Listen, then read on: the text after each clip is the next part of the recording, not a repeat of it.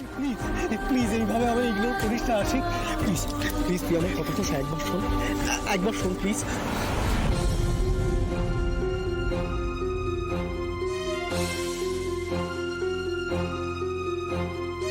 আসছি না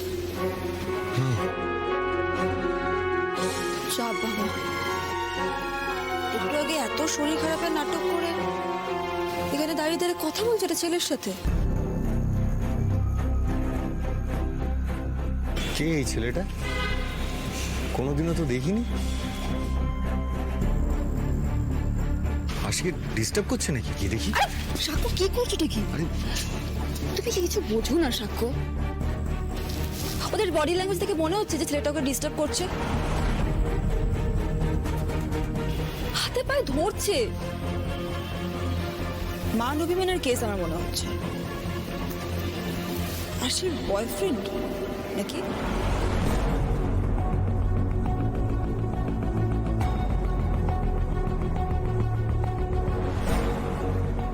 কিছু ননসেন্স মেয়ে একটা।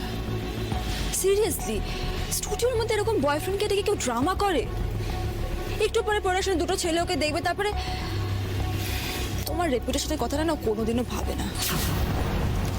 বেহায়ের মতো দাঁড়িয়ে দাঁড়িয়ে কথা বলছে। এটা তুমি কি করছো আশি? এক স্টুডিওর লোকের সামনে এভাবে একজনের হাত ধরে দাঁড়িয়ে আছো। স্টুডিওতে তুমি তোমার পরিচয়টা ভুলে গেলে। সাক্ষ্যজিতের স্ত্রী অন্য একটা ছেলের হাত ধরে দাঁড়িয়ে আছে, সেটা মিডিয়াতে গেলে কি হতে পারে তুমি একবারও ভাবলে না? কি হলো সাক্ষ্য? থম মেরে গেলে যে? Are you feeling jealous? এখানে জেলাস হবার প্রসঙ্গ আসছে কোত্থেকে মধু? আশি আমার এমন কে হয় যে ও অন্য ছেলের সাথে দেখা করবে, কথা বলবে, সেটা দেখে আমি জেলাস হব? ওর কে বয়ফ্রেন্ড থাকবে না থাকবে সেটা সম্পূর্ণ ওর পার্সোনাল ম্যাটার। কিন্তু এভাবে পাবলিকলি এই ছেলেটার সঙ্গে দেখা করছে ও। আরে পাবলিকের কাছে ও আমার স্ত্রী এখনো, কিন্তু ছেলেটা কে? এরকম কারোর কথা তো আগে শুনিনি। যাকে ছাড়ো, বাদ দাও।